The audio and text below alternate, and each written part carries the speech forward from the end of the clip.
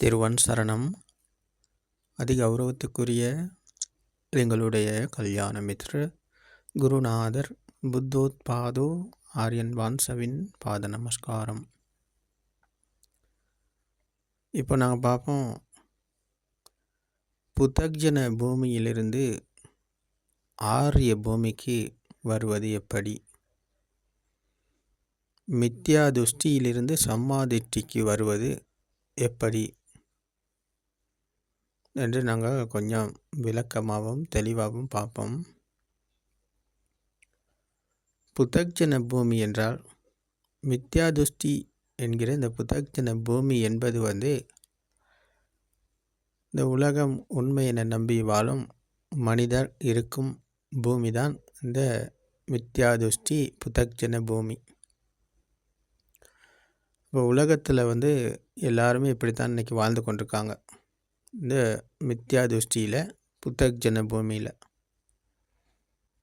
ஒரு சாதாரண குடும்பத்தில் இருக்கும் மனிதர் அதே போல் இந்த நாட்டை ஆளும்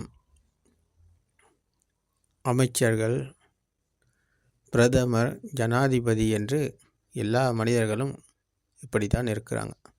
கீழிருந்து மேலறுதி பார்த்தாலும் எங்கே பார்த்தாலும் இப்படித்தான் மனிதர்கள் எல்லாமே இருக்கிறாங்க.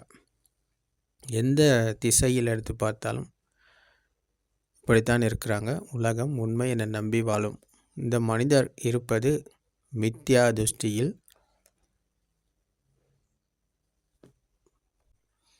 புத்தக்ஜன பூமியில்.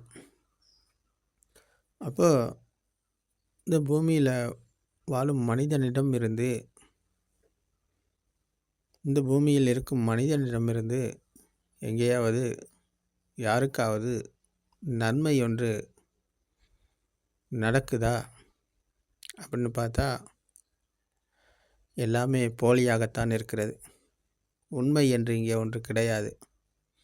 புத்தக்ஜன பூமியில், மித்யா துஷ்டிக பூமியில் உண்மை என்று ஒன்று கிடையாது. எல்லாமே போலி, மாயை. இந்த போலியான வாழ்க்கையை வாழும் மனிதர் இருப்பது அப்போ துன்பத்தில்தான். அவருடைய மனதில் எந்நேரமும் இருப்பது விருப்பு வெறுப்பு. அப்போது இன்றைக்கு இந்த மனிதனை எடுத்து பார்த்தால் எங்கே பார்த்தாலும் தான் சரி என்ற நிலையில்தான் அவர் இருக்கிறார். நான் தான் சரி, மற்றவர்கள் எல்லாமே பிழை என்று பார்க்கும் மனிதர்கள் அதிகமாக இருக்கிறார்கள். அப்போது இந்த துஷ்டியில் வாழும் இந்த மனிதர்கள் இவர்களை ஒரு தனக்குள் ஒரு சிறையை ஏற்படுத்தி கொண்டு அந்த சிறைக்குள் தான் வாழ்கிறார்கள். அப்போ அந்த சிறையில் தான் அடைக்கப்பட்டு தான் கைதியாக இருக்கிறார் என்று இவருக்கு தெரியவில்லை. எங்கே பார்த்தாலும் துஷ்டி, எதை பார்த்தாலும் துஷ்டி. இந்த உலகத்தில் இந்த மனிதனை போல கொடூரமான ஒரு மிருகம் எங்கேயுமே இருக்க முடியாது. அந்தளவுக்கு இன்றைக்கு மனிதர்கள் கொடூரமாக வாழ்கிறார்கள், கொடுமையாக வாழ்கிறார்கள். அப்போது இதற்கு என்ன காரணம்? ஏதோ ஒரு பொருளை வச்சுட்டு கொஞ்சம் ஒரு 5 நிமிஷம் வெளியில் போக முடியல, அதை ஆட்டையை போட்டுடுறாங்க. அப்போது இந்த மாதிரி ஏனைய துஷ்டிகள் ஒரு கீழ் ஜாதி மேல் ஜாதி என்று எடுத்துக்கொண்டு அதில் ஒரு பொண்ணும் பையனும் காதல் பண்ணிட்டாங்க சொன்னால் அது பெரும் பிரச்சனை ஆயிடுது. அப்போது வெட்டு குத்து கொலை என்ற அளவுக்கு போகுது.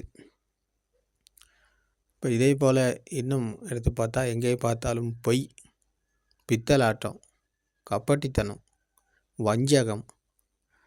அப்போது இதுதான் இன்றைக்கு இந்த உலகத்தை ஆண்டு கொண்டிருக்கிறது.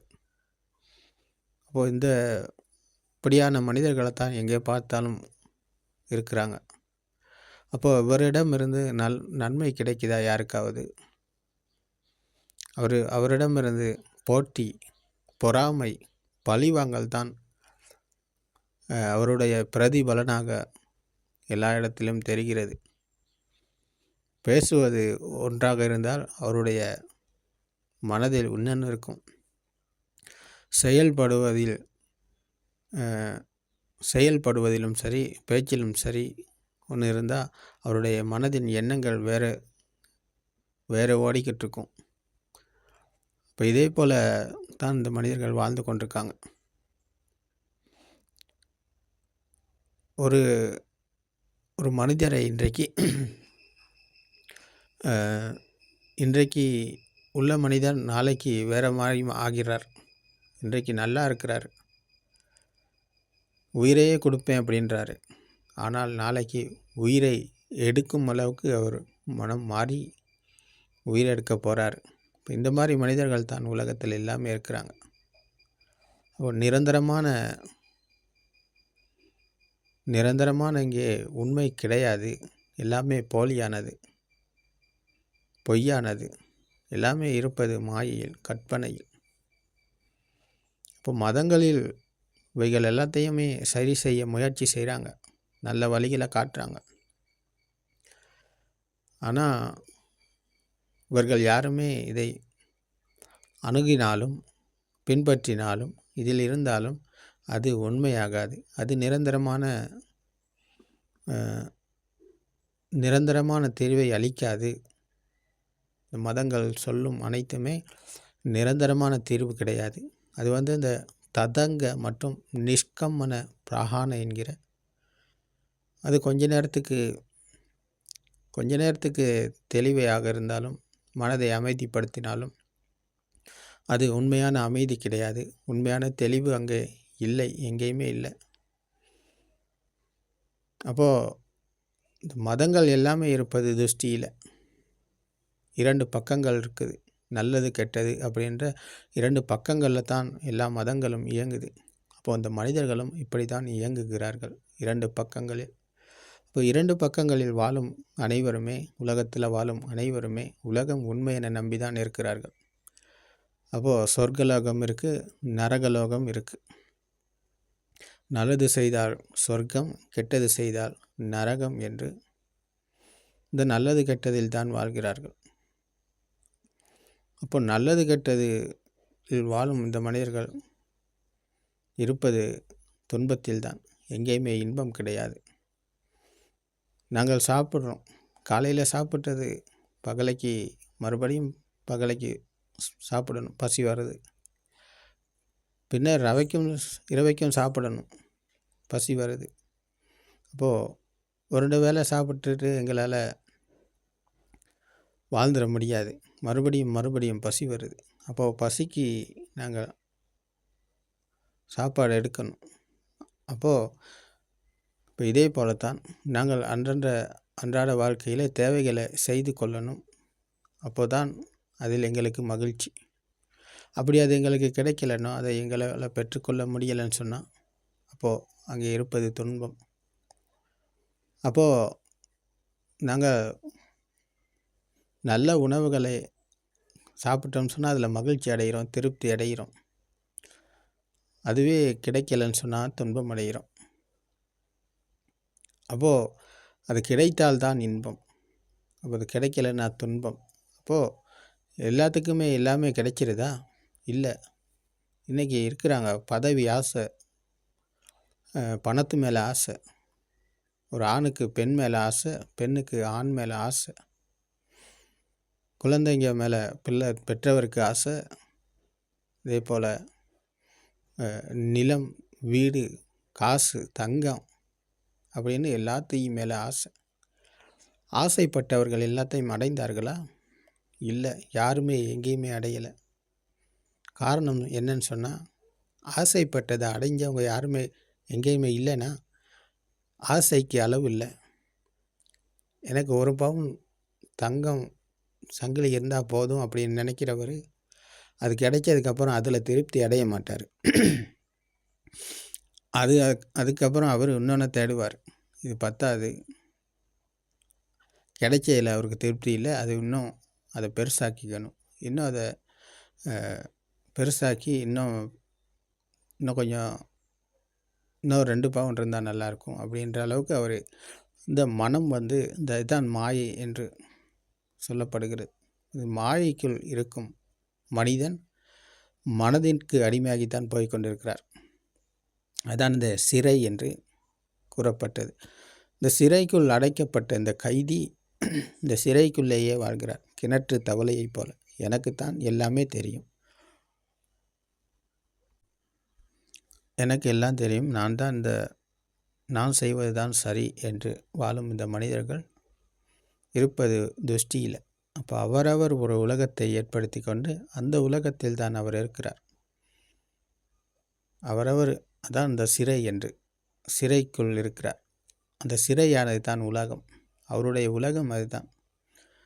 அப்போ அதுதான் உலகத்தில் அவர் வாழும்போது அவர் இருப்பது அந்த சிறைக்குள்ளே கைதியாக இருக்கிறார், சிறை கைதியாக இருக்கிறார். அப்போ இந்த கைதியாக இருக்கும் இந்த மனிதர் துன்பத்தில் தான் இருக்கிறார். அவர் இருப்பது இன்பத்தில் அல்ல. இன்பம் என்பது அவருக்கு என்னன்னு தெரியாது.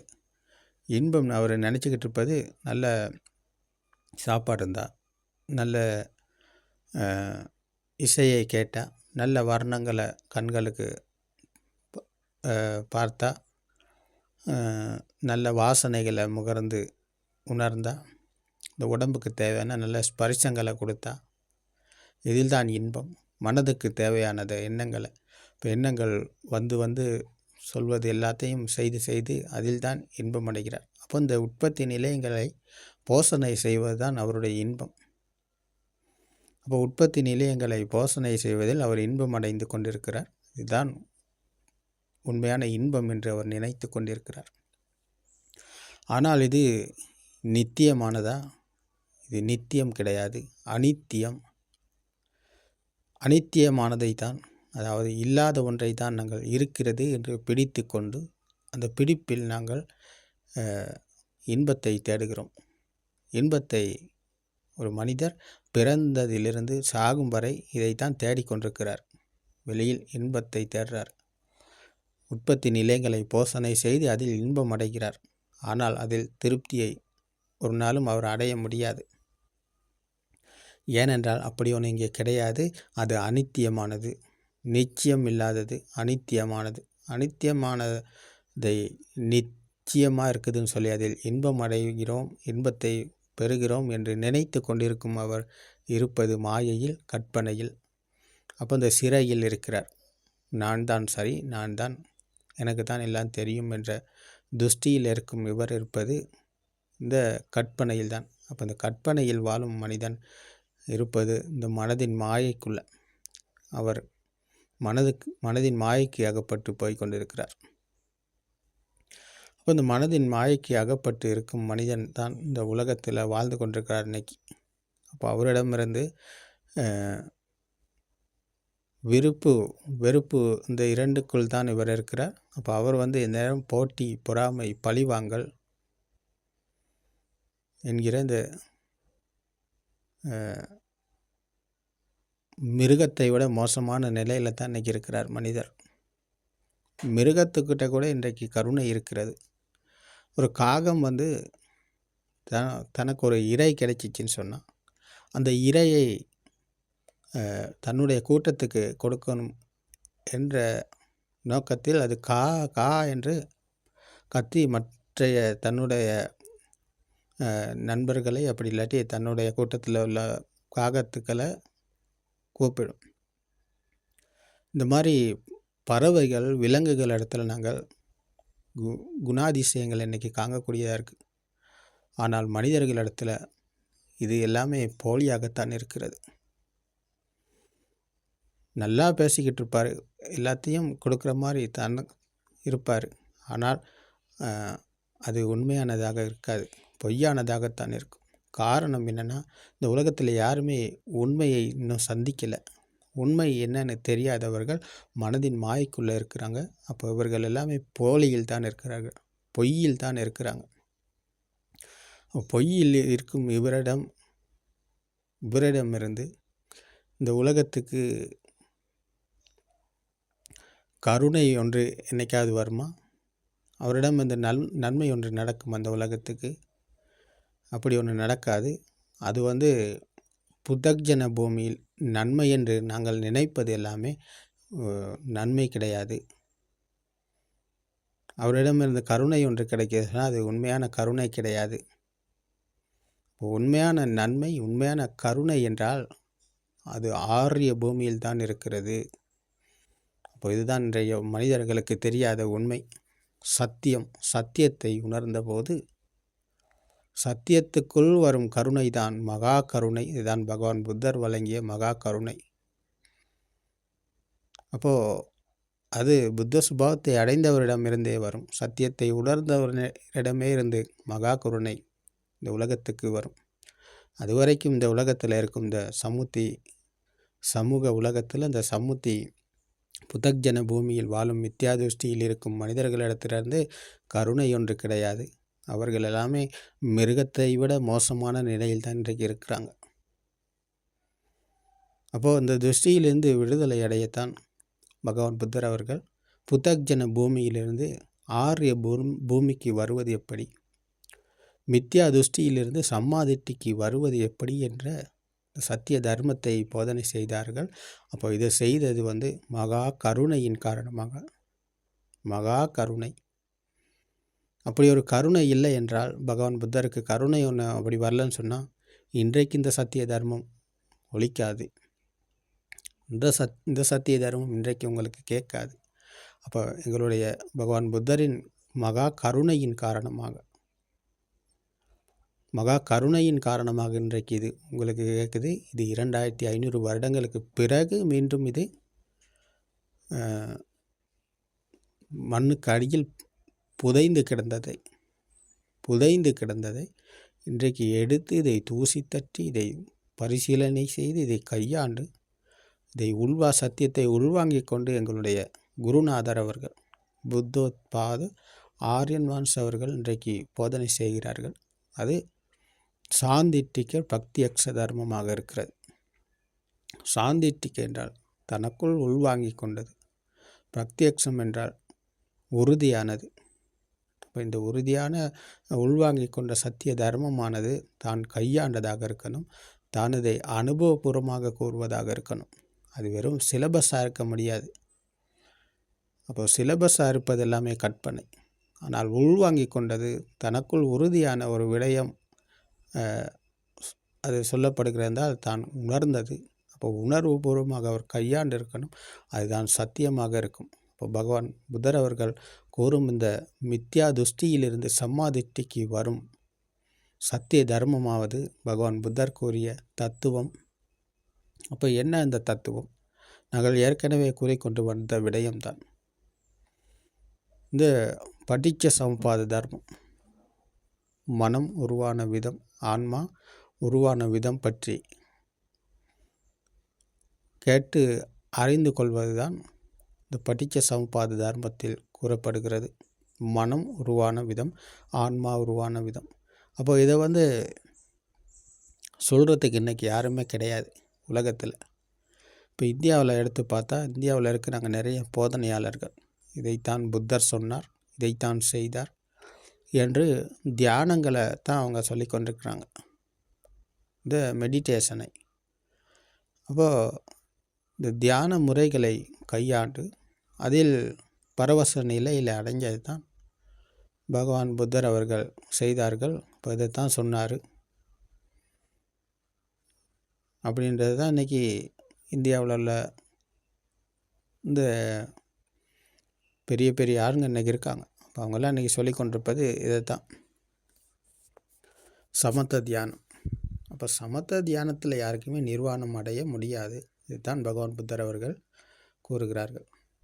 இந்த மெடிடேஷன் செய்து யாருக்குமே நிர்வாணம் அடைய முடியாது. மெடிடேஷன் செய்வது என்பது ததங்க மற்றும் நிஷ்கம்மன பிரகான மனதை ஒரு நிலைப்படுத்தி கொண்டு அதில் மூழ்கி இருப்பது என்பது மற்ற எண்ணங்களுக்கு இடமளிக்காமல் ஒரு எண்ணத்துக்குள் அவர் மூழ்கி இருக்கிறார் என்றால் அது நிஷ்கம்மன பிரகான. அது தண்ணீருக்குள் பந்தை அழுத்தி பிடித்து கொண்டிருப்பதை போல, தண்ணீருக்குள் பந்தை அழுத்தி பிடித்து கொண்டிருப்பதை போல. அது எப்போ கைவிட்டாலும் அது மேலே வந்துடும், பந்து மேலே வந்துடும். இப்போ இதே போல தான் இந்த நிஷ்கம்மன பிரகான என்பது. இப்போ இதைத்தான் இன்றைக்கு சொல்லி கொண்டிருக்கிறாங்க. இப்போ இதுதான் இந்த பிரபஞ்சத்தோடு இணைந்த சுபாவம் என்லைன்மென்ட் என்று சொல்கிறார்கள். புத்த என்லைன்மென்ட் என்பது அப்படி ஒன்று பகவான் புத்தர் என்பவர் அப்படி ஒன்று சொல்லலை, அப்படி ஒன்று செய்யலை. அப்போ சொல்லாததை செய்யாததை தான் இன்றைக்கி இதைத்தான் சொன்னார், இதைத்தான் செய்தார் என்று இன்றைக்கி சொல்லும் போதனையாளர்கள் நிறைய பேர் இருக்கிறாங்க. அப்போ இது எல்லாமே புத்த தர்மம் ஆகாது, அது உண்மையான புத்த தர்மம் ஆகாது. இப்போ உண்மையான புத்த தர்மம் என்பது தான் பட்டிச்ச சமுப்பாத தர்மம். ஆன்மா உருவான விதம், மனம் உருவான விதம் பற்றி அறிந்து கொள்வது. அப்போது அது இருப்பது தர்ம போதனையில். பகவான் புத்தர் அவர்கள் கூறிய தர்ம போதனையில் தான் அது இருக்கிறது. இப்போ தர்மத்தை கேட்டால்தான் எங்களுக்கு இந்த வழி திறக்கும். தர்ம போதனை கேட்காத எல்லாமே மித்யா துஷ்டிக்க பூமியில் தான் இருப்பார். அவர் புத்தஜன பூமியில் தான் இருப்பார். அப்போது பிறந்ததிலிருந்து அவர் சாகும் வரை இந்த துஷ்டியிலிருந்து அவர் மீண்டும் அந்த துஷ்டிக்கே போய் சேருவார். அப்போது பிறப்பு இறப்பு என்ற பயணத்தை அவர் மேற்கொண்டு போய்கொண்டே இருப்பார். அது கர்ம பூமி. அப்போ கர்ம பூமியிலிருந்து விடுதலை அடையத்தான் இந்த பட்டிச்ச சமுப்பாத தர்மம் போதனை செய்யப்பட்டது. அது காரணம் அதன் பலன் என்ற சத்திய தர்மம். காரணத்தின் விளைவாக வந்தது தான் இந்த மனம், ஆன்மா. அப்போ இதைத்தான் இந்த பட்டிச்ச சமுப்பாத தர்மத்தில் போதனை செய்யப்படுகிறது. அப்போ இதை சொல்ல தெரியாத ஒருவர், இதை போதனை செய்யாத ஒருவர் புத்த தர்மத்தை போதனை செய்கிறாரு? கிடையாது. அவருக்கு என்னன்னே தெரியாது. புத்தர் என்றால் என்னன்னு தெரியாது, புத்த தர்மம் என்றால் என்னன்னு தெரியாத மூடராகத்தான் அவர் இன்றைக்கு இந்த போதனைகளை வழங்கி மனிதர்களை முட்டாள்தனத்தில் மூழ்கடித்து கொண்டிருக்கிறார். இதைத்தான் சொன்னார், இதைத்தான் செய்தார் என்று. அப்போ உண்மையான சத்திய தர்மத்துக்கு நாங்கள் வரணும், அதை கேட்கணும். கேட்டால்தான் எங்களுக்கு இந்த மித்யா துஷ்டியிலிருந்து மீளும் வழி திறக்கும். புத்தஜன பூமியிலிருந்து ஆரிய பூமிக்கு வரும் வழி இங்கே தான் திறக்கிறது. அப்போது இந்த பட்டிச்ச சமுப்பாத தர்மத்தில் தர்மத்தை கேட்பவர் தான் புத்தரை காண்கிறார். யோ தம்மம் பசதி சோ மம் பசதி. பகவான் புத்தர் அவர்கள் கூறுகிறார், தர்மத்தை காண்பவர் புத்தரை காண்பார், என்னை காண்பார் என்று பகவான் புத்தர் அவர்கள் கூறுகிறார்கள். ஒரு தர்மத்தை காண்பவருக்கு தான் புத்தர் தெரிவார். புத்தர் என்பது சிலை அல்ல, உருவம் அல்ல. சிலையை வைத்துக்கொண்டு அதற்கு பூஜைகளை செய்து வழிபடுவதும் பிரார்த்தனை செய்வதும் அல்ல புத்த தர்மம். அது புத்த தர்மம் கிடையாது. அதை எல்லாத்தையும் விளக்கிட்டார் பகவான் புத்தர் அவர்கள்.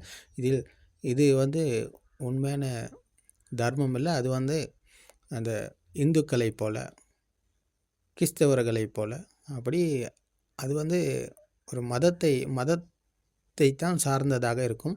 இந்த சிலைகளையும் உருவத்தையும் வழிபடுவது என்பது இந்த மதங்களை சார்ந்தது.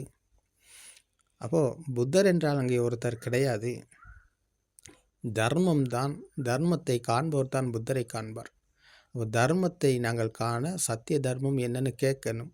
கேட்டவருக்கு இதை புரிந்து கொள்ள முடியும். புத்தர் என்றார் ஒருத்தர் அல்ல.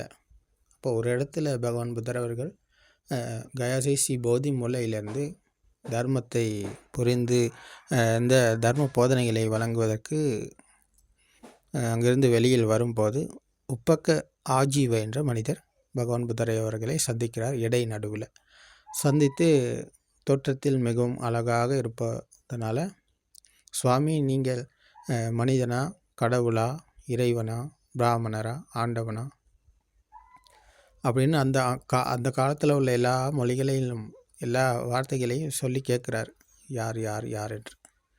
அப்போது பகவான் புத்தர் அவர்கள் எல்லாத்துக்குமே மனிதன் என்றால் மனிதனா, இல்லை நான் மனிதன் இல்லை. கடவுளா, இல்லை நான் கடவுள் இல்லை. ஆண்டவனா, இல்லை நான் ஆண்டவன் இல்லை. பிரம்மாவா, இல்லை நான் பிரம்மா இல்லை. அப்போ எதை கேட்டாலும் இல்லை இல்லை என்ற பதிலை தான் சொன்னார் பகவான் புத்தர் அவர்கள். பிறகுதான் சுவாமி நீங்களே சொல்லுங்கள் யார் என்று அப்படின்னு. அப்போ தான் பகவான் புத்தர் அவர்கள் கூறுகிறார்கள், நான் புத்த என்று. நான் புத்த என்று அப்போ தான் சொல்கிறார். அப்போ புத்த என்றால் அங்கே ஒருத்தர் கிடையாது என்பதை தான் நாங்கள் இங்கே காண்கிறோம்.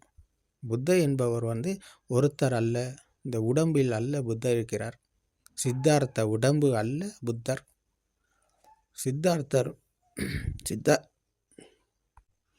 சித்தார்த்தர் அங்கே இறக்கப்படுகிறார். சித்தார்த்தர் இறந்த போது புத்தர் உருவாகுகிறார். அப்போ இந்த உடம்பு அல்ல புத்தர். சித்தார்த்த உடம்பு அல்ல புத்தர். அப்போது தர்மத்தை காண்பவருக்கு தான் அப்போ புத்தரை தெரியும். இப்போ இன்றைக்கு உலகத்தில் உருவத்தை வழிபடுபவர்களுக்கு தர்மம் பற்றி தெரியாது, அவர்களுக்கு புத்தரையும் தெரியாது. அப்போது இந்த பட்டிச்ச சமுப்பாத தர்மத்தில் தான் நாங்கள் புத்தரை காண முடியும். அப்போது ஆன்மா உருவான விதம், மனம் உருவான விதம் பற்றி இந்த பட்டிச்ச சமுப்பாதையில் போதனை செய்வதாவது, மனம் உருவான விதம், எப்படி மனம் உருவானது, எப்படி ஆன்மா உருவானது. அப்போது ஆன்மா எப்படி உருவானது என்ற விடயத்தை நாங்கள் அறிந்து கொண்டால்தான் எங்களுக்கு அதை புரிந்து கொள்ள முடியும். இப்போ அறிந்து கொள்வதற்கு நாங்கள் போதனைகளை கேட்கணும். கேட்பதனால் எங்களால் இதை அறிந்து கொள்ள முடியும். அறிந்து கொண்ட விடயத்தை நாங்கள் ஒரு விமர்சனம் மூலியமாக இதை புரிந்து கொள்ள முடியும். அந்த விமர்சனமானது தான் விதர்சனா தியானம் என்று பகவான் புத்தர் அவர்கள் கூறுகிறார்கள். இப்போ விதர்சனா தியானம் என்பது பகவான் புத்தர் கூறியது தான் இந்த விதர்சனா தியானம். மெடிடேஷன் அல்ல, அது சமத்த தியானம் அல்ல. சமத்த தியானம் மெடிடேஷன் என்பது ஒரு இடத்துல அமர்ந்து கொண்டு சமலங்கால் போட்டு அமர்ந்து கண்களை மூடி கைகளை வைத்து கொண்டு மனதை ஒரு நிலைப்படுத்தி கொண்டு இருப்பது தான் இந்த மெடிடேஷன் அல்லது சமத்த தியானம். அப்போது அதில் மனதை ஒரு நிலைப்படுத்துவது தான் இருக்கிறது. ஆனால் இது பகவான் புத்தர் அவர்கள் கூறிய இந்த விதர்சனா தியானம் என்பது மனதை ஒரு நிலைப்படுத்துவது அல்ல, மனம் உருவான விதம் பற்றி ஒரு விமர்சனம் செய்வது. அப்போ இது மிகவும் ஆழமான ஒரு கருத்து இங்கே இருக்கிறது. மிகவும் ஆழம். அதான் இது அதிகாம்பீரமான ஒரு விடயம் இங்கே இருக்கிறது. மனம் உருவான விதம் பற்றி ஒரு விமர்சனம் செய்வது என்பது, அந்த விமர்சனம் தேடுதல் தான் விதர்சனா தியானம். அப்போ அது ஒரு இடத்துல உட்காந்துக்கிட்டு செய்வது கிடையாது. நாங்கள் எல்லா இடத்திலும் இந்த விதர்சனா தியானத்தை மேற்கொள்ள முடியும். அப்போ நாங்கள் வீட்டில் உள்ளவராக இருக்கலாம், காட்டில் உள்ளவராக இருக்கலாம், இல்லாட்டி எந்த துறையில் இருந்தாலும், எத்தனை வயசாக இருந்தாலும், 7 வயசு சிறுமிக்கும் இதை புரிந்து கொள்ள முடியும். இந்த விதர்சனா தியானத்தை மேற்கொள்ள முடியும். வயசு போனவருக்கும் இதை புரிந்து கொள்ள முடியும். அப்போ இதுக்கு வயது எல்லை கிடையாது, ஆண் பெண் என்ற வித்தியாசம் கிடையாது, இதுக்கு ஜாதி பேதம் இல்லை, இதற்கு மொழி இனம் கிடையாது. எல்லா மனிதர்களுக்கும் ஒன்றே ஒன்று தான். அதுதான் பகவான் புத்தர் கூறிய பரம சத்தியம். அப்போது இப்போ இந்த தியானத்தை மேற்கொள்வதற்கு நாங்கள் முதல்ல சத்திய தர்மத்தை கேட்டிருக்கணும். அப்போ கேட்பவருக்கு தான் இதை அறிந்து கொள்ள முடியும். அறிந்து கொண்டவர் தான் இந்த விமர்சனத்தை செய்கிறார். அந்த விமர்சனமாகத்தான் விதர்சனா தியானம். அந்த விதர்சனா மூலியம்தான் எங்களுக்கு உண்மையை புரிந்து உணர முடியும். விதர்சனா செய்பவருக்குத்தான் உணர்வுக்குள் வர முடியும், சம்மாதிட்டிக்கு வர முடியும். விதர்சனா செய்யாதவருக்கு சம்மாதிட்டிக்கு வர முடியாது. அவர் மித்யா துஷ்டியில் தான் எந்த நாளும் இருப்பார். புத்தக்ஜன பூமியில் தான் எந்த நாளும் இருப்பார். அப்போ ஆரிய பூமிக்கு அவர் வரமாட்டார். அந்த விதர்சனா தியானம் தான் ஆரிய பூமிக்கு வரும் வழி இங்கே தான் இருக்கிறது. விதர்சனா தியானம் மேற்கொள்ளாத எவருமே சம்மாதிட்டிக்கு வர முடியாது, ஆரிய பூமிக்கு வர முடியாது. அப்போது ஆரிய பூமிக்கு வரும் வழிதான் இந்த சத்திய தர்மத்தில் தான் இருக்கிறது. அப்போது அது பட்டிச்ச சமுப்பாத தர்மம், மனம் உருவான விதம், ஆன்மா உருவான விதம். அப்போ அதை கேட்டு ஒரு விமர்சனம் செய்கிறார். பிறந்தபோது பிஞ்சு குழந்தைக்கு எதுவுமே இருக்கலை, ஒன்றுமே இருக்கலை. அப்போ ஏதும் இல்லை, ஒன்றும் இல்லை என்ற நிலையில்தான் பிரபாஸ்வரம் இருக்கிறது. பிரபாஸ்வரம் என்றால் தூய்மையானது. அது இந்த நீரை போல, சுத்தமான நீரை போல. சுத்தமான நீர் என்பது அதுக்கு வர்ணம் கிடையாது. அதுக்கு சுத்தமானது, பரிசுத்தமானது அந்த நீர். அப்போ அதுபோல தான் இந்த பிரபாஸ்வரம் என்பது அப்போ அந்த மனதில் எதுவுமே இல்லை, ஒன்றுமே இல்லை, தூய்மையான நிலை. அப்போ இந்த பிரபாஸ்பரமான தூய்மையான நிலையான இந்த பிஞ்சு குழந்தையின் மனதில் ஏதும் இருக்கலை, ஒன்றுமே இருக்கலை. அப்போ அங்கே தான் எப்படி இந்த மனம் உருவானது. பிறந்த போது அந்த குழந்தைக்கு அம்மா அப்பா வீடு வாசல் காசு தங்கம் எப்படின்னு ஒன்றுமே இருக்கலை. அப்போ எப்படி இதெல்லாம் உருவானது என்ற விமர்சனம் செய்யும் ஒரு விமர்சனத்தை செய்கிறார். அதுதான் விதர்சனா தியானம். அப்போ இதுதான் புப்பே நிவாசானுசத்தி ஞானம் என்று பகவான் புத்தர் அவர்கள் கூறுகிறார்கள். மனம் உருவான விதம் பற்றி, எப்படி இந்த மனம் உருவானது என்ற விமர்சன தேடி தேடி போகிறார். எப்படி இந்த மனம் உருவான விதம் பற்றி என்ற தேடுதலை செய்கிறார். அப்போது கடைசியில் பிஞ்சு குழந்தையின் தன்மைக்கு வருகிறார். அதுதான் அந்த புப்பே நிவாசானுசத்தி ஞானம். அப்போ பிஞ்சு குழந்தையின் நிலையிலிருந்து தான் இதை பார்த்து வருகிறார் பகவான் புத்தர் அவர்கள். அப்போது பெரியவருக்கு எல்லாமே உலகம் உண்மையாக தானே இருக்குது பெரிய மனிதருக்கு. ஆனால் பிஞ்சு குழந்தைக்கு எதுவுமே உண்மையாகலையே, அப்படி ஒன்று இருக்கலையே. அப்போ அதுதான் இந்த மனம் உருவான விதம் பற்றி தேடும் ஒரு ஞானம். அப்போ பிஞ்சு குழந்தையிடம் வந்து பார்க்கும்போது அந்த பிஞ்சு குழந்தைக்கு ஒன்றுமே இருக்கலை, எதுவுமே இருக்கலை. அப்போது எப்படி உருவானது என்று விமர்சனம் செய்து பார்க்கும் இந்த விதர்சனா தியானம் மூலியம் பார்க்கும்போது தான் கண்களுக்கு வர்ணமும் காதுக்கு சத்தமும் இங்கே இரண்டும் இணைகிறது. இப்போ இந்த இரண்டும் இணைவதன் காரணமாக உருவானது தான் ஆன்மா, மனம். அதாவது சம்பந்தமில்லாத இரண்டு ஒன்றாக இணைந்தால் ஒரு சக்தி பிறக்கும். அந்த சக்தியானது தான் மனது, அதுதான் ஆன்மா. அப்போது இதுதான் பகவான் புத்தர் அவர்கள் கண்டுபிடித்தார்கள். இந்த விதர்சனா தியானம் மூலியமாக இதைத்தான் கண்டுபிடித்தார்கள், இந்த ஆன்மா உருவான விதம் பற்றி. அப்போது சம்பந்தம் இல்லாத இரண்டு ஒன்றாக இணைந்ததன் காரணமாக உருவானது தான் ஆன்மா, அதுதான் மனம். அப்போ இந்த ஆன்மா உருவான விதம் பற்றி பகவான் புத்தர் அவர்கள் கூறுகையில் இப்படி தான் கூறுகிறார்கள். இந்த கரண்ட்டை போல நெகட்டிவ் பாசிட்டிவ் என்ற இரண்டு வயர்களில் தான் கரண்ட்டு வருது. அப்போ அதை நாங்கள் ஸ்பார்க் ஆகும்போது, ரெண்டையும் இணைக்கும் போது லைட்டு பற்றுது, ஃபேன் சுற்றுது, டிவி வேலை செய்யுது, எல்லாத்தையும் நாங்கள் உபயோகப்படுத்துகிறோம். அப்போது இதுதான் அந்த வர்ணமும் சத்தமும் போல் அந்த கரண்ட்டு நெகட்டிவ் பாசிட்டிவ் என்ற இரண்டு வயர்கள் இணைந்ததன் காரணமாக இதெல்லாம் நாங்கள் பாவிக்கிறோம். அதே போல் தான் அந்த வர்ணமும் சத்தமும் இணைந்ததனால தான் எல்லாத்தையும் நாங்கள் இருக்கிறது என்ற உணர்வுக்குள் அந்த குழந்தை உருவானது. கண்களுக்கு தெரிந்ததும் காதுக்கு கேட்டதும் இரண்டும் இணைந்த போது அம்மா அப்பா வீடு வாசல் காசு தங்கம் இப்படி தான் எல்லாமே அந்த குழந்தைக்கு உருவானது என்று பகவான் புத்தர் அவர்கள் கூறுகிறார்கள். அப்போது இது சம்பந்தம் இல்லாத இரண்டு ஒன்றாக இணைந்ததன் காரணமாக உருவானது இந்த கரண்ட்டை போல. அப்போ இது வேகமாக சுழல்வதன் காரணமாக இரண்டும் இணையும் போது ஒரு அதிர்வு உருவாகுகிறது.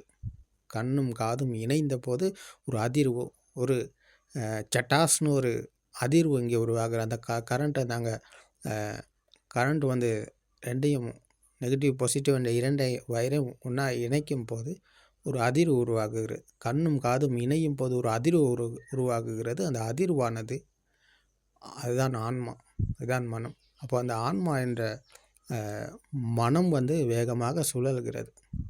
அப்போது எல்லாமே இணைக்கப்பட்டது தான். இப்போ இங்கே கண்ணும் காதும் அதோடு மூக்கு நாக்கு உடம்பு என்ற இந்த சென்சர்கள் அனைத்தும் ஒன்றாக இணைந்ததை தான் நாங்கள் இருக்கிறது என்று பிடித்து கொண்டிருக்கிறோம். இதுதான் இந்த உணர்வில் தான் நாங்கள் வாழ்ந்து கொண்டிருக்கிறோம். அதுதான் ஆன்மா என்ற உணர்வு. அப்போது நாங்கள் உலகம் இருக்கிறது என்று ஒரு உணர்வில் தான் நாங்கள் வாழ்ந்து கொண்டிருக்கிறோம். உலகம் இருக்குது, அந்த உணர்வில் தான் நாங்கள் வாழ்கிறோம். அப்போது நாங்கள் இருப்பது ஆன்மா என்ற துஷ்டியில். இதுதான் ஆத்ம துஷ்டி. அப்போது உலகம் எங்கே இருக்குதுன்னு பார்த்தா இங்கே தான் சத்தியத்தை காணணும். அப்போது இந்த மனம் உருவான விதம் பற்றி தெரிந்து கொண்டால் தான் எங்களுக்கு மனதின் மாயை புரியும். அது வரைக்கும் மனதின் மாயை யாருக்குமே புரியாது. அவர் மெடிடேஷனில் இருப்பார், மூழ்கி இருப்பார், அவருக்கு மனதின் மாயை தெரியாது. அவர் இருப்பது துஷ்டியில் தான். அவர் துஷ்டியிலிருந்து அவருக்கு என்றைக்குமே விலக முடியாது. துஷ்டியிலிருந்து அவருக்கு என்றைக்குமே விடுதலை அடைய முடியாது. அப்போ மனம் உருவாத விதம் பற்றி என்னைக்கு அவர் இந்த பட்டிக்கசம தர்மத்துக்கு வாராரோ, அவர் பெரிய மகானாக இருக்கலாம், பெரிய முனிவராக இருக்கலாம், பெரிய ஞானியாக இருக்கலாம், அதெல்லாமே படம், பொய், உண்மை கிடையாது. அதெல்லாம் இந்த படமெல்லாம் இங்கே செல்லுபடி ஆகாது. அப்போது அவர் என்னைக்கு இந்த அதெல்லாத்தையும் விட்டுட்டு இந்த படிக்க சமுப்பாத தர்மத்துக்கு வாராரோ, மனம் உருவான விதம் பற்றி விமர்சனம் செய்து பார்க்குறாரோ, தர்ம போதனையை கேட்டு ஆன்மா உருவான விதம் பற்றி தர்ம போதனையை கேட்டு விமர்சனம் செய்து பார்க்குறாரோ, அன்னைக்கு தான் அவருக்கு மனதின் மாயை புரிய வரும். அப்போ மனதில் மீளும் வழியில் அவருக்குத்தான் பயணம் செய்ய முடியும். அப்போ மனதின் மாயை புரிந்து கொண்டவருக்குத்தான் மனதில் மீளும் வழி திறக்கிறது. அப்போது பிறந்தபோது பிஞ்சு குழந்தைக்கு ஒன்றுமே இருக்கலை. அப்போது இவை எல்லாமே உருவானது. கண்ணும் காதும் மூக்கு நாக்கு உடம்பு என்கிற இந்த 5 சென்சர்களாலும் உருவானதை தான் வெளியில் இருக்கிறது என்று பிடித்து கொண்டு வாழ்கிறார் இந்த மனிதர். அப்போ இவை அனைத்தும் சென்சர்களால் உருவானது. காரணத்தின் பலனாக வந்தது தான். காரணமாக வந்தது உற்பத்தி நிலையம், பலனாக வந்தது ஆன்மா என்ற துஷ்டி. அப்போ ஆத்ம துஷ்டியில் தான் நாங்கள் வாழ்கிறோம். அப்போ இந்த சத்தியத்தை கேட்டு அறிந்து கொள்பவர் விமர்சனம் செய்கிறார். அப்போது கண்ணும் காதும் இணைந்த போது தான் அம்மா உருவானார், அப்பா உருவானார், வீடு, காசு, தங்கம், சூரியன், சந்திரன், நிலம் அப்படின்னு சொல்லி எல்லாமே உருவானது இப்படி தான். இப்போ உருவானது வெளியில் இருக்கிறதா, இங்கே தான் பார்க்கிறார். அப்போ கண்ணும் காதும் இணைந்ததுனால தான் கட்டில் உருவானது. அப்போ கட்டில் வெளியில் இருக்குதா? இல்லையே. கட்டில் என்பது கைகளால் நாங்கள் பிடிச்சு பார்த்தா கைகளுக்கு உணரக்கூடியது ஒரு இறுக்கமான பாரமான தன்மையை தான் கைகளால் உணர முடியும். கண்களுக்கு தெரிந்தது வர்ணம், காதுகளுக்கு தான் கொடுத்தாங்க சத்தத்தை, இது கட்டில் என்று. மூக்கால் நாங்கள் முகர்ந்து பார்த்தா ஒரு துர்நாற்றம் வாசனையை தான் உணர முடியும். நாக்கால் நாங்கள் நக்கி பார்த்தா ஒரு சுவை. அப்போ இந்த 5 சென்சர்களும் ஒன்றாக இணைந்தது தான் கட்டில். அப்போ இணையவில்லை என்றால் கட்டில் ஒன்று இங்கே கிடையாது. அப்போ கட்டில் வெளியில் இருக்குதா? கட்டில் வெளியில் அல்ல, கட்டில் இருப்பது மனதில். அப்போ நாங்கள் கட்டில் என்று சொல்வதை தமிழ் மொழியில் நாங்கள் கட்டில் என்று சொல்வதை சிங்கள மொழியில் வேறு சொல்லுவாங்க, இங்கிலீஷ் மொழியில் இன்னொரு வார்த்தையை சொல்லுவாங்க, ஜப்பான் பாஷையில் இன்னொரு சத்தத்தை கொடுப்பாங்க. அப்போ நாங்கள் சொல்கிற கட்டில் உண்மையா? சிங்கள மொழியில் சொல்கிற அந்த ஹெந்த என்று தான் சொல்வார்கள். கட்டிலை ஹெந்த என்று சொல்வார். இப்போ ஹெந்த என்பது உண்மையா? அப்படி இல்லாட்டி இங்கிலீஷ்காரர் சொல்வார் பெட்டு அப்படின்னு சொல்லி, அது உண்மையா? அப்போ அப்படி இல்லாட்டி ஜப்பான்காரர் சொல்வார், அதுக்கு ஒரு சத்தத்தை கொடுப்பார், அவர் ஒரு சத்தத்தை போடுவார். அப்போ அது உண்மையா? கண்களுக்கு தெரிந்தது ஒரே வர்ணம். அப்போ சத்தம் வேறமாக வருது. இங்கிலீஷ்காரர் ஒரு சத்தத்தை கொடுப்பார், தமிழர் ஒரு சத்தத்தை கொடுப்பார், சிங்களவர் ஒரு சத்தத்தை கொடுப்பார், ஜப்பான்காரர் ஒரு சத்தத்தை கொடுப்பார். இப்போ இதில் எது உண்மை? தமிழர் போடும் சத்தம் உண்மையா? இங்கிலீஷ்காரர் போடும் சத்தம் உண்மையா? சிங்களவர் போடும் சத்தம் உண்மையா? ஜப்பான்காரர் போடும் சத்தம் உண்மையான்னு பார்த்தா இது எங்கேயுமே உண்மை கிடையாது. யாருடைய சத்தமும் உண்மை இல்லை. எல்லாமே உருவானது. சத்தமும் வர்ணமும் இணைந்த ஒன்றை தான் நாங்கள் இருக்கிறது என்று பிடித்து கொண்டிருக்கிறோம். இப்போ எங்களுடைய சமூகத்தில் தமிழ் சமூகத்துக்கு கொடுக்கப்பட்ட சத்தம்தான் கட்டில். அப்போ சிங்கள சமூகத்துக்கு கொடுக்கப்பட்ட சத்தம்தான் அந்த. அப்போ இங்கிலீஷ் மொழி பேசுகிற சமூகத்துக்கு கொடுக்கப்பட்டது தான் பெட்டு. அப்போது அந்தந்த வர்ணமும் சத்தமும் இணையப்பட்டது தான் நாங்கள் இருக்கிறது என்று பரிமாறி அதில் பிடித்து கொண்டிருக்கிறோம். அப்போ இதில் எங்கேயுமே உண்மை கிடையாது, எதிலையுமே உண்மை கிடையாது. எல்லாமே உருவானது. இப்போ அம்மா என்று நாங்கள் சொல்வதை மம்மி என்று இங்கிலீஷில் சொல்லுவாங்க. அப்போது அம்மா உண்மையா மம்மி உண்மையான்னு பார்த்தா எதுவுமே உண்மை கிடையாது. அது இரண்டும் இணைந்ததன் காரணமாக உருவானது. நாங்கள் இருக்கிறது என்று பிடித்து கொண்டு அதில் வாழ்கிறோம். அப்போ இந்த சமூகத்தில் வாழும் எது எல்லாமே கற்பனை. சமூகத்தில் போட்டுக்கொண்டது எல்லாமே உண்மை கிடையாது. அப்போது உண்மை இல்லாததை நாங்கள் பிடித்து இதுதான் சரி, நாங்கள் தான் சரி, நாங்கள் தான் சொல்வது தான் சரி, நாங்கள் நினைப்பது தான் சரி அப்படின்னு சொல்லி நினைச்சி பிடிச்சு கொண்டு வாழும் எல்லாமே இருப்பது இந்த கற்பனையில். அப்போ இதுதான் கற்பனையில் மனதில் மேலும் வழி இங்கே தான் திறக்கிறது. இந்த மனம் உருவான விதம் பற்றி தெரிந்து கொண்டால் அப்போது இந்த படிக்க சமபாதம் தர்மம் தெரியாட்டி நாங்கள் ஆரிய பூமிக்கு வர முடியாது. அரியானந்தஸ்தாவி அரிய தம்மேசு கோவிதோ அரிய தம்மோ வினையோ என்ற ஆரிய வினைக்கு நாங்கள் வர முடியாது. ஆரிய பூமிக்கு நாங்கள் வர முடியாது. ஆரிய பூமிக்கு வந்தவர் ஆரிய வினய என்கிற கட்டுப்பாட்டுக்கு உள்ளாகுகிறார். ஆரியர்கள் பின்பற்றிய அந்த சீலம் இங்கே தான் இருக்கிறது. சீலம் என்றால் அது பஞ்சசீலம், அட்டசீலம், தசசீலம் அல்ல. ஆரியர்கள் பின்பற்றிய சீலம் ஆரிய காந்த சீலம்.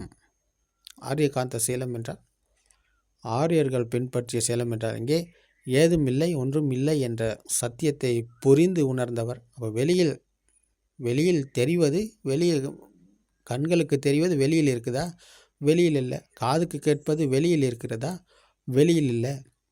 அப்போ உற்பத்தி நிலையங்களில் அவர் மீள்கிறார். கண்களுக்கு தெரிவது வெளியில் இல்லை என்ற சத்தியத்தை புரிந்து உணரும் போது, அப்போ கண்களுக்கு தெரிவது வெளியில் இல்லாத போது அவருக்கு அதன் மீது ஆசையும் கோபமும் மாயையும் கிடையாது. அப்போ ராக தேச மோக என்கிற ஆசை கோபம் மாயில் இருந்தவர் மீளும் வழிக்கு வருகிறார். அப்போ அதற்கு மீது அவருடைய வெறுப்பு இங்கே அணியப்படுகிறது. உதாரணமாக தங்கம் தங்க சங்கிலி ஒன்று இருக்குது. அப்போ தங்க சங்கிலி என்பது சத்தமும் வர்ணமும் இணைந்ததன் காரணமாக உருவானது. அப்போ அதுக்கு ஒரு இந்த சத்திய தர்மம் தெரிந்து கொள்ளாத வரைக்கும் அவர் அந்த தங்கத்துக்கு ஒரு பெருமதியை மதிப்பு அளித்து வைத்திருந்தார். ஒரு பவுன் என்கிற போது அதுக்கு ஒரு மதிப்பு இருந்தது. அதுவே ஒரு பொட்டோ ஒன்று இருக்குதுன்னு வைப்போமே, பொட்டோ ஒன்று இருக்குது. அதுலேயும் அந்த பொட்டோவில் தங்க சங்கிலி இருக்கிறது. அப்போ அதுக்கு ஒரு மதிப்பும் பெருமதியும் இருந்ததா? பொட்டோவில் உள்ளதுக்கு பெருமதியும் மதிப்பும் இல்லை. அது பொட்டோ இருந்தாலும் ஒன்று, இல்லைனாலும் ஒன்று. ஆனால் உண்மையான தங்கத்துக்கு ஒரு மதிப்பு பெருமதியும் இருந்தது. அப்போ அது எங்கே இருந்ததுன்னு பார்த்தா மனதில் தான் இருந்தது. வெளியில் இருக்கிறது என்று எடுத்துக்கொண்ட துஷ்டியில் இருக்கும் மனிதர் அப்போ அதுக்கு ஒரு பெருமதியை மதிப்பை அளித்து வந்தார். அப்போ அந்த பெருமதியும் மதிப்பும் தான் எங்களுடைய இந்த ஆன்மா என்ற துஷ்டி. அங்கே தான் ராக தேச மோக என்ற ஆசை கோபம் மாயை என்ற துஷ்டியில் தான் நாங்கள் வாழ்ந்து வந்தோம். அதில் தான் இருந்தோம் இதுவரைக்கும். அப்போ இந்த சத்தியத்தை தெரிந்து கொண்ட போது அவருக்கு வெளியில் தங்கம் ஒன்று கிடையாது. சத்தியத்தை புரிந்து உணர்ந்த போது அவருக்கு வெளியில் தங்கம் ஒன்று கிடையாது. தங்க மாலை என்பது சத்தமும் வர்ணமும் இணைந்ததன் காரணமாக உருவான ஒரு எண்ணம் மட்டுமே. அப்போ எண்ணம் என்பது வெளியில் அல்ல, மனதில் தான் இருக்கிறது என்ற சத்தியத்தை புரிந்து உணர்ந்தவர். அப்போ புரிந்து உணர்ந்த போது அவர் வெளியில் தங்கம் அவருக்கு கிடையாது. அப்போ தங்கத்தின் மீதுள்ள மதிப்பும் பெருமதியும் அவருக்கு இல்லை. அப்போ பெருமதியும் மதிப்பும் இல்லாத போது அங்கேதான் ராக தேச மோகம் என்ற ஆசை கோபம் மாயிலிருந்து மீளும் வழிக்கு வந்தவர் இவர் தான். அப்போ பெருமதி அவர் காம பூமியிலிருந்து விடுதலை அடைகிறார். அப்போ காம பூமி என்பது தான் தங்கம், வீடு, வாசல், காசு, சூரியன், சந்திரன், இலங்கை, இந்தியா, பாகிஸ்தான், ஜப்பான், கட்டில், மெத்தை, மேசை, கதிரை, கதவு, ஜன்னல், இவை எல்லாமே காம பூமி. வெளியில் இருக்கிறது என்று எடுத்துக்கொண்ட வாழும் மனிதர் இருப்பது காம பூமியில். அப்போ அந்த காம பூமிக்கு ஒரு பெருமதி இருந்தது, அதுக்கு ஒரு மதிப்பு இருந்தது. அப்போ காம பூமியிலேருந்து நாங்கள் மீண்ட போது அதுக்குள்ள பெருமதியும் மதிப்பும் இங்கே அழியப்படுகிறது. அப்போ அதுக்கு கண்களுக்கு தெரிவது வெளியில் இல்லை, காதுக்கு கேட்பது வெளியில் இல்லை, மூக்குக்கு நாக்குக்கு உடம்புக்கு உணர்வது வெளியில் இல்லை என்ற சத்தியத்துக்குள் இருக்கிறார் அவர். சத்திய ஞானம் அடைந்தவர் இவர்தான் சம்மா திட்டிக்கு வந்தவர். சம்மா திட்டிக்கு வந்தவருக்கு உலகம் உண்மையாகாது. கண்களுக்கு தெரிவதில் உண்மையல்ல, காதுக்கு கேட்பது உண்மையல்ல, மூக்குக்கு நாக்குக்கு உடம்புக்கு உணர்வது உண்மையல்ல. இவை அனைத்தும் இணைந்த எண்ணத்தை தான் நாங்கள் பரிமாறிக்கொண்டிருக்கிறோம். அப்போ எண்ணங்கள் தான் நாங்கள் வாழ்ந்து கொண்டிருக்கிறோம் என்ற சத்தியத்தை புரிந்து உணர்ந்தவர் தான் சம்மா திட்டிக்கு வந்தவர். அவர்தான் ஆரிய பூமிக்கு வந்தவர். அப்போ இந்த பூமிக்கு வந்தவர் அரியானந்தஸ்தாவி அரிய தம்மேசு கோவிதோ அரிய தம்மோ வினயோ என்கிற இந்த ஆரிய வினைக்கு வருகிறார். சீலத்தை கடைப்பிடிக்கிறார் அல்ல, கடைப்பிடிக்கப்படுகிறது. இப்போ வெளியில் இல்லாத போது அதுக்கு பெருமதியும் மதிப்பும் இல்லாத போது அப்போ அவர் அதை திருடவும் மாட்டார். அதுக்காக அவர் பொய் சொல்லவும் மாட்டார். இப்போ தங்கம் இருக்கிறது, தங்கம் ஒரு ஒரு பவுன் மாலை இருந்தால் புதக்ஜன மனிதர் வந்து அதுக்கு பெருமதி மதிப்பும் இருந்தது தானே. ஆரிய பூமிக்கு வந்து ஆரிய ஸ்ராவகருக்கு வந்து அதுக்குள்ள பெருமதியும் மதிப்பும் இல்லை. புதக்ஜன மனிதனுக்கு வந்து அதுக்கு பெருமதி மதிப்பும் இருக்குது. அப்போ இங்கே அந்த ஆரிய பூமியில் உள்ளவருக்கு பெருமதி மதிப்பும் இல்லை. அப்போ இவர் இருப்பது சாந்தமான இனிமையான சுவையில் ஆரியர். புதக்ஜன இருப்பது வந்து அவர் அந்த மனதில் எரிந்து கொண்ட தீயில் தான் அவர் இருக்கிறார். ராக தேச மோகம் என்ற ஆசை கோபம் மாய்க்குள்ளே தான் அவர் இருக்கிறார். அப்போ அவர் இருப்பது தீயில் வெந்து கொண்டிருக்கிறார். இவர் இருப்பது தீயில் அணையப்பட்ட சாந்தமான இனிமையான சுவையில் இருக்கிறார். இவருடைய மனதில் தீ இல்லை. அப்போ இவருக்கு இப்போ தீயில் இருந்து விடுதலை அடைந்தவர் ஆரியர் இவர் தான். அப்போ இவருக்கு அதன் மீது பெருமதியும் மதிப்பும் இல்லாத போது அவர் அதை திருடுறதுக்கோ அவர் அதனால் யாரையும் ஏமாத்துறதுக்கோ அதை கப்பட்டித்தனம் செய்கிறதுக்கோ வஞ்சகம் செய்கிறதுக்கோ அப்படி இல்லாட்டி அதை பொய் சொல்கிறதுக்கோ ஏதாவது ஒன்று இருக்கணுமே. ஏதாவது ஒன்று இருந்தால் தான் அதை நாங்கள் காப்பாற்றி கொள்ள, அதை தன் வசப்படுத்தி கொள்ள, அதை நான் வைத்து கொள்ள, அதை அடையிறதுக்கு நாங்கள் பொய்யை சொல்கிறோம். பிள்ளாட்டி அதை நாங்கள் திருடுறதுக்கு பல விதிமுறைகளை கையாளுறோம். அப்படில்லாட்டி அதை சல்லியை கொடுத்து வாங்கிறதுக்கு சரி, காசை கொடுத்து வாங்கிறதுக்கு சரி, அதை சம்பாதிச்சு கஷ்டப்பட்டு எப்படி சரி அதை எடுக்கணுன்ற ஆசையின் காரணமாக நாங்கள் அதை வாங்கணுன்ற ஆசையில் இருக்கிறோம்.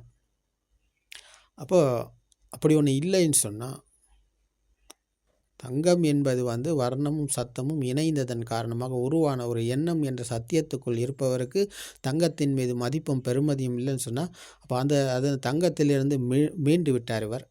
தங்கத்திலிருந்து விடுதலை அடைந்து விட்டார் இவர். அப்போ அதுக்கு உள்ள ஆசையும் கோபமும் மாயையிலிருந்தும் அவர் விடுதலை அடைந்து விட்டார். அப்போது அவர் இந்த வினைக்கு வருகிறார். அப்போ அதுதான் ஆரியர்கள் பின்பற்றிய வினைய சீலம் இதுதான். அப்போது அவரிடமிருந்து யாருக்கும் எந்த ஒரு தீங்கும் நடக்காது. அப்போ அவர் பஞ்சசீலத்தை கடைபிடிக்கிறார். பஞ்சசீலம் என்பது வந்து கொலை செய்வது, திருடுவது, பிழையான காம உறவுகளை ஏற்படுத்தி கொள்வது, பொய் சொல்வது, அதே போல்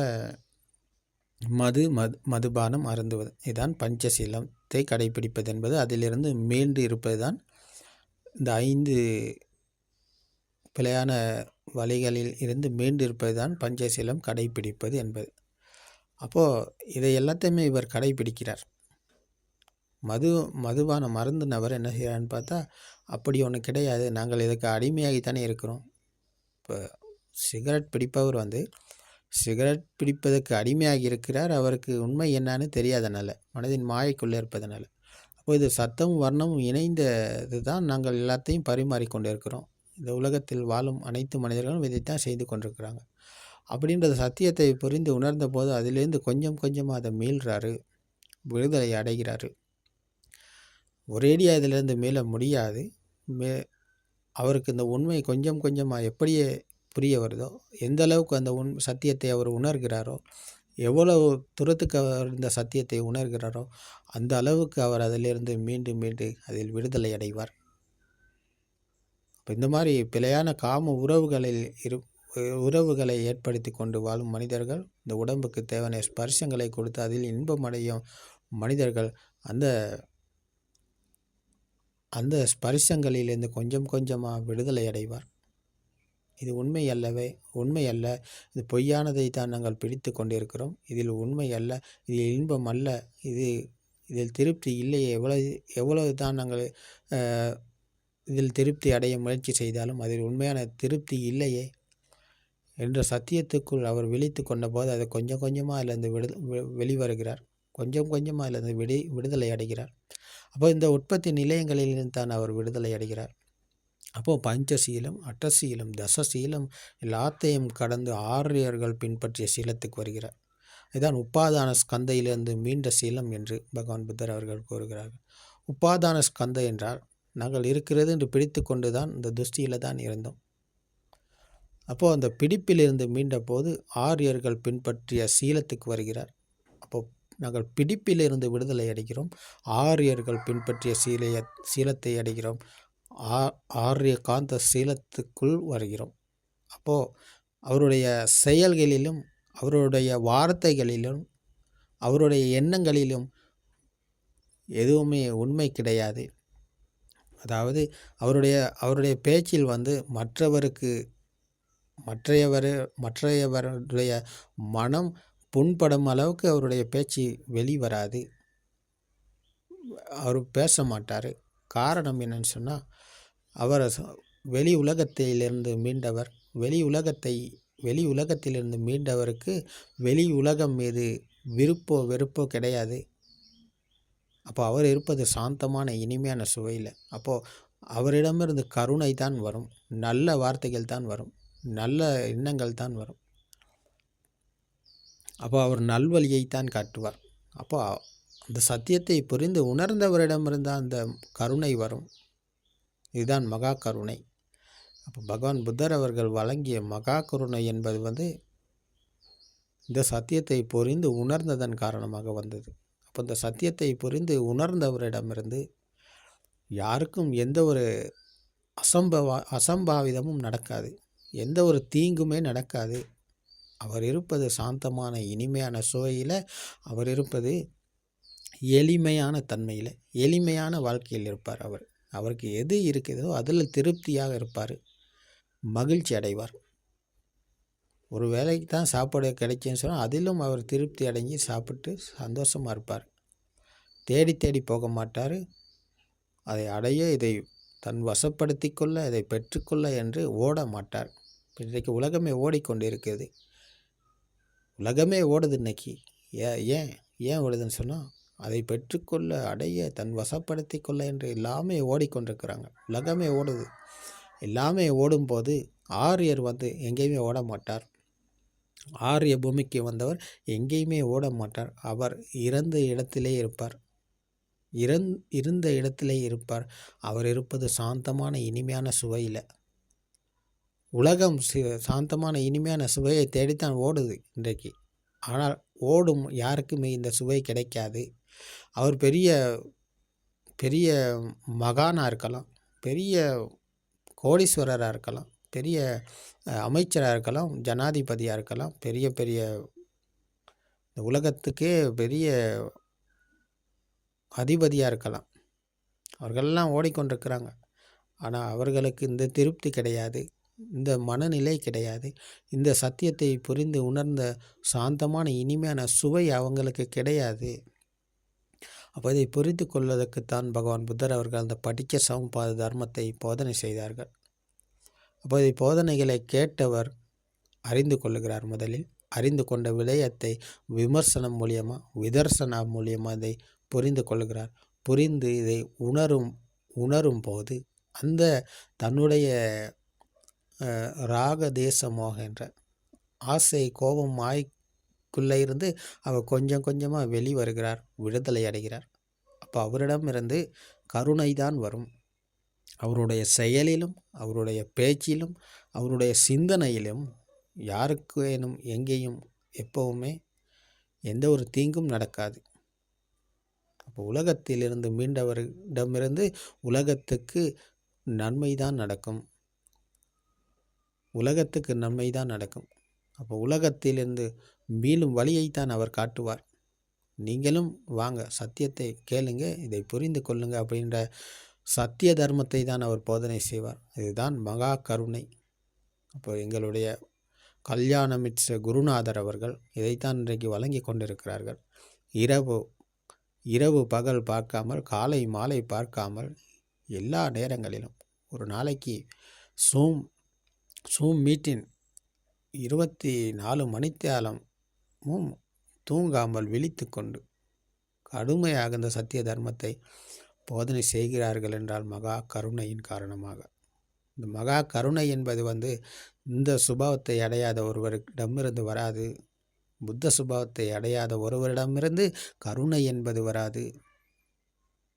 அப்போ அந்த கருணையை புரிந்து கொள்வதற்கு நாங்கள் சத்திய தர்மத்தை கேட்கணும். சத்திய தர்மத்தை உணர்ந்தால் அவரும் இந்த புத்த சுபாவத்தில், புத்த சாசனத்தில் புத்த சுபாவத்தை அடைவார்.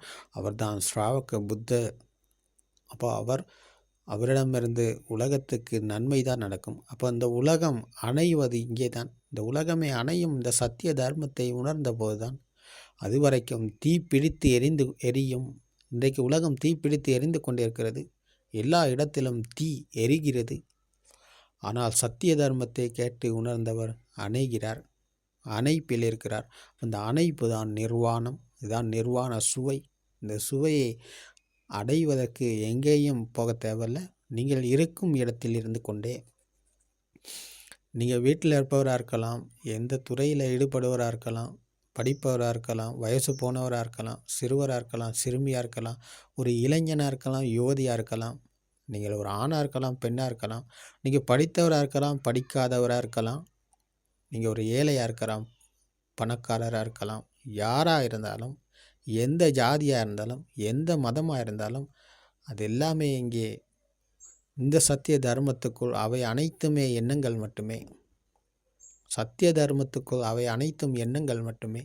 அப்போ எண்ணங்களிலிருந்து மீண்ட போது எல்லாமே ஒரே சுபாவம்.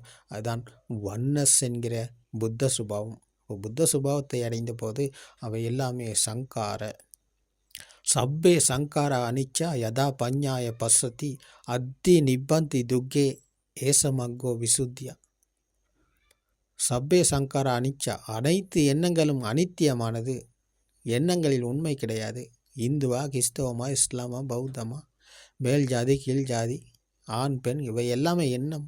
எண்ணங்கள் அனைத்தும் கற்பனை, உண்மை கிடையாது, மாயை. சப்பே சங்கார அனிச்சா, அனைத்து எண்ணங்களும் அனித்தியமானது, பாவகரமானது, அதில் எங்கேயும் உண்மை கிடையாது. அப்போ அனைத்து எண்ணங்களிலிருந்து மீண்ட போது அவர் புத்த சுபாவத்தை அடைகிறார்.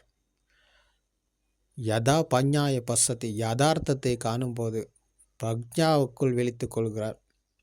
பிரக்ஞா என்பது விஷ்டம் என்று பகவான் புத்தர் விஷ்டம் என்று சொல்லலாம். அதாவது இந்த உணர்வுக்குள் விழித்து கொண்ட போது அவர் மனதின் மாயைக்கு அகப்பட மாட்டார். அதுதான் மனதின் மாயைக்கு அகப்படாத நிலைதான் பிரக்ஞா.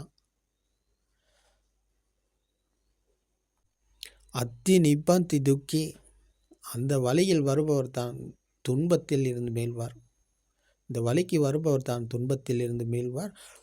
ஏசமக்கோ விசுத்தியா, ஒரே ஒரு வழி தான், இந்த வழி மட்டும்தான் இருக்கிறது, வேற வழி எங்கேயுமே கிடையாது என்று பகவான் புத்தர் அவர்கள் கூறுகிறார். இந்த வழிதான் துன்பத்தில் மீளும் வழி, மனதில் மீளும் வழி, நிர்வாணம் அடையும் வழி, இதுவே நிரந்தரமான வழி என்று பகவான் புத்தர் அவர்கள் இந்த வழியைத்தான் வலியுறுத்தினார்கள். அப்போ இந்த வழியில் பயணம் செய்து துன்பத்திலிருந்து மீள, மனதிலிருந்து மீள, நிர்வாணம் அடைய, நிரந்தரமான சுவையை அடைய இந்த சத்திய தர்மம் உங்களுக்கு துணையாக இருக்கும். தொடர்ந்து கேளுங்க, கமெண்ட் பண்ணுங்கள். நீங்கள் எந்த அளவுக்கு சத்தியத்தை உணர்றீங்களோ அந்த உணரும் அளவுக்கு நீங்கள் கமெண்ட் பண்ணுங்கள். உங்களுக்கு தொடர்ந்து சத்திய தர்மத்தை கேட்டு கையாண்டு இதை எங்களோடு உங்களுக்கு தொலைபேசியினூடாக உங்களுடைய கேள்விகளுக்கு பதிலளிக்க நாங்கள் தயாராக தான் இருக்கிறோம். நீங்கள் கமெண்ட் பண்ணுங்கள், தொடர்ந்து கேளுங்க. திருவன் சரணம்.